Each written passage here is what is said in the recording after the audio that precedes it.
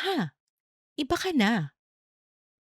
Year 4, Episode 2. Sa gitna ng masiglang bayan ng Lawang, may mga tinig na nananatiling bulong lamang. Isang mundong para sa lahat. Ngunit may mga mukhang napag-iiwanan at patuloy na nakakaligtaan. Dito, ang mga hadlang na nararanasan na may kinalaman sa kapansanan at gender ay patuloy na pumipigil sa kanilang pangunahing karapatan. Taong 2022 nang magsimula ang novel sa isang simpleng pangarap dito sa Lawang, ang basagin ang katahimikan. Ito ay natupad sa pamamagitan ng project Let Our Voices Echo, shaping the inclusive future of persons and children with disabilities in Lawang, Northern Samar, o Project Love, na sinuportahan ng MADRE, isang international women's rights organization at feminist funder. Hindi lang basta proyekto ang nais namin. Ramdam namin ang bigat ng isang sektor na hindi napapansin. Para sa amin, ang inklusyon ay hindi lamang dapat isang palamamig.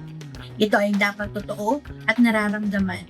At ito ay nagsisimula sa pagbabago ng pananaw mula sa kawang gawa patungo sa pagpapalakas ng boses at kapangyarihan ng mga mamamayan at sa pagsusulong ng mga makatao at kapaki-pakinabang na polisiya, programa at serbisyo. Ang mga dating walang laban at hirap tumindig ng mag-isa, ngayon ay matatag na. Hindi lang sila nakatanggap ng tulong. Nabigyan sila ng kapangyarihan na ipaglaban ang kanilang pantay na espasyo. I used to struggle seeing what was written in the board, but now I just take a picture with my phone as my assistive device and zoom in to see the lessons clearly. Dati, takot ako, pero ngayon ang aking puting baston at cellphone na may talkback ang aking mata at boses. Dahil dito, malaya na akong nakikilahok sa mga gawaing bahay at sa grupo ng mga kababaihan. Nagkanda kami ng training para ma-improve ang kanilang kaalaman at kakayanan. Mas naging mulat ako sa kalagayan namin mga person with disability at sa kalagayan ng pagiging makatao, maunawain at inklusibo sa lahat. Ibinahagi ko po ang aking natutunan sa kapwa ko person with disability, lalo na sa mga kababaihan para malaman nila na mayroon din silang pantay na karapatan. Natutunan ko maging isang mabuting leader para sa persons with disability sa aming barangay. Naibahagi ko sa kanila ang mahalagang kaalaman ukol sa disability, gender and mental health. Dahil dito, nagkaroon sila ng lakas ng loob na humarap sa lipunan para sa pantay na karapatan. Yan ang puso ng empowerment. Ang pagbabago ay tungkulin ng buong sistema. The training that you conducted made us realize the specific needs, especially your concerns during the training. Our person with disabilities focal had proposed early this year that we include in the budget focal for each of our 56 barangays. We'll explain it to the local chief executive, the pressing need that the LGU should embed in the budget the focal for persons with disabilities. The LGU would wish it truly inclusive social program for our LGU.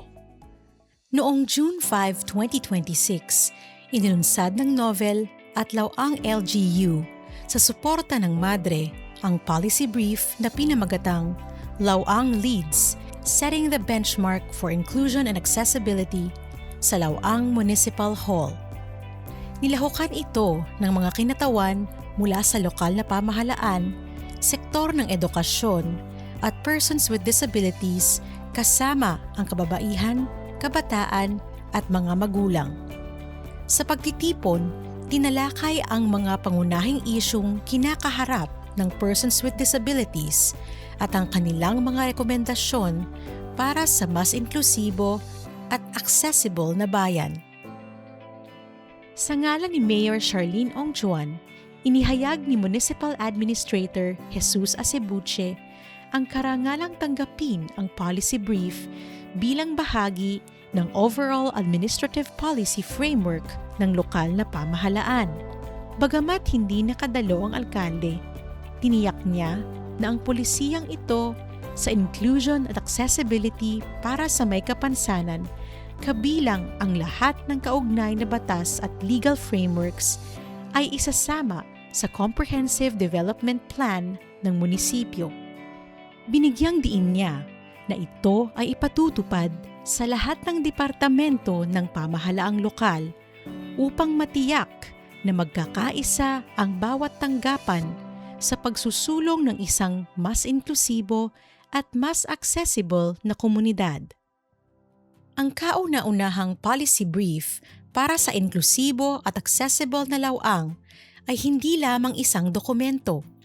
Ito ay isang panawagan para sa sama-samang pagkilos at sa progresong maaaring matamo sa pagkakaisang ito. Upang ibahagi ang kanilang pag-asa at mga pangakong dala ng makasaysayang paglulunsad na ito, ating pakinggan ang saloobin ng ilan sa participants ng launch. As a teacher, my realization from this session, the community, the school, and the LGU must work hand in hand for the success of inclusion and accessibility for everybody. Ibabahagi ko ang aking mga natutunan ngayon sa gaganaping programa sa aming komunidad dahil isa akong president of Person with Disability sa aming komunidad. Noong July 13, 2026, formal na inihain ng novel ang policy brief sa Sangguniang Bayan ng Laoang. Ang hangarin, isalin ito sa isang ganap na ordinansa. Ngunit ayon kay Vice Mayor Jensen De Terra, meron nang itinatag na batas para sa mga may kapansanan na siya mismo ang nag-akda noong siya ay konsehal pa lamang. Ang batas na ito ay ang The Laoang Persons with Disabilities Empowerment and Integration Ordinance of 2019. Ang lokal na batas na ito ay nakasalalay sa tatlong pambansang haligi. Republic Act 7277 para sa pantay na oportunidad at trabaho. Republic Act 9442 para sa mga diskwento at proteksyon laban sa panlalait at pambabastos. At Republic Act 10070 para sa pagtatag ng PIDAO o Persons with Disability Affairs Office na siyang nangangasiwa sa kapakanan ng persons with disabilities. Sa kabila ng pagkakaroon ng batas na ito, kay tagal nang naisantabi ang kanilang mga karapatan. Ang napagtanto ng lahat, hindi na kailangan ng bagong batas. Ang hamon ngayon ay ang pag-amyenda at pagpapalakas sa ordinansa ng 2019 gamit ang rekomendasyon ng novel. Panahon na upang tuldukan ang agwat sa pagitan ng batas na nakasulat sa papel at ng mga tunay na karanasan.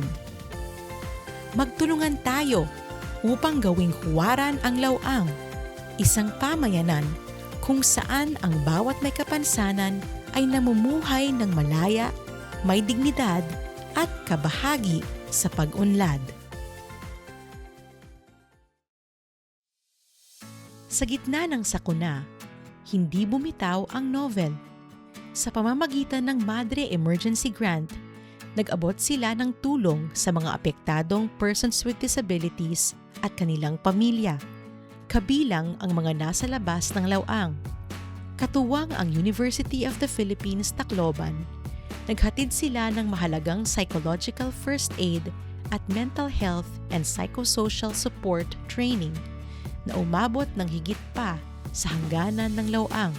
yung inyong pong project ay isa sa pinakamagandang project na na-encounter ko. May malaking tulong lalo na sa aming mga persons with disability, lalo na kapag dumarating yung mga disasters. Kasi sa mundo natin ginagalawan ngayon, ang dami ng mga uncertainties which is mas naapektuhan yung mental health ng tao. Although I am a psychology graduate, pero napakalaking tulong nun sa akin para mas ma-enhance yung aking knowledge and skills when it comes to mental health.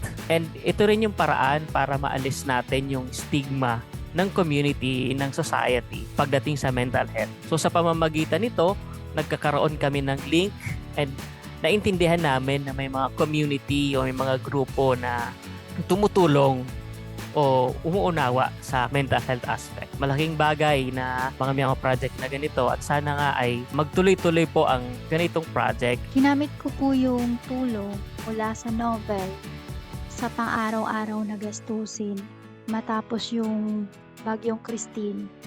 Dahil nung mga panahong yun po ay nawalan kami ng trabaho. Mas pinalawak pa ng novel ang kanilang naaabot. Siniguro na kahit ang mga nakatira sa labas ng Lawang ay maaari nang makinabang sa kanilang mga programa para sa pagpapalago ng kakayahan.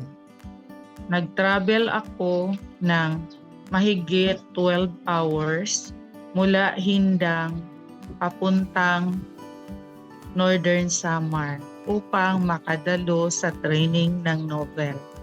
Kahit ganon pa man, sulit ang lahat. Ang kalayaang makapaglakad mag-isa gamit ang ibinigay na white cane at ang paggamit ng talkback application sa mobile phone tulad ng Be My Eyes, Sullivan Plus ay mga gantimpalang higit pa man sa anumang pagod. Ngunit walang grupo ang nabubuo ng mag-isa. Kailangan ang nagkakaisang pananaw upang maging apoy ng pagbabago ang munting simula ng komunidad. Sa likod ng pag-unlad sa Lawang ay ang pagtutulungang nakabase sa tiwala at matapang na paninindigan para sa mga madalas na nakakaligtaan o binabaliwala. To Madre, thank you so much for your support and for believing in our vision. Sa ating lokal na pamahalaan at sa ating schools or naging community partners, thank you so much for your support. At sa aking kapwa may kapansanan, thank you so much for your active participation. For 4 years, malayo ng ating narating. Ngunit marami pang hakbang tungo sa ating vision na maging modelong municipality ang ating mahal na bayan, Lawang, for inclusion and accessibility. For sure, mararating natin to sa ating pagtutulungan. Padayon Lawang sa pag-asenso kasama ang persons with disabilities, including women and children.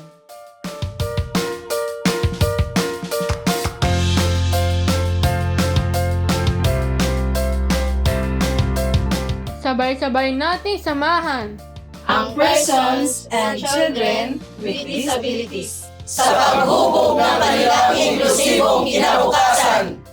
Dito sa Lawang, Northern Samar, Philippines!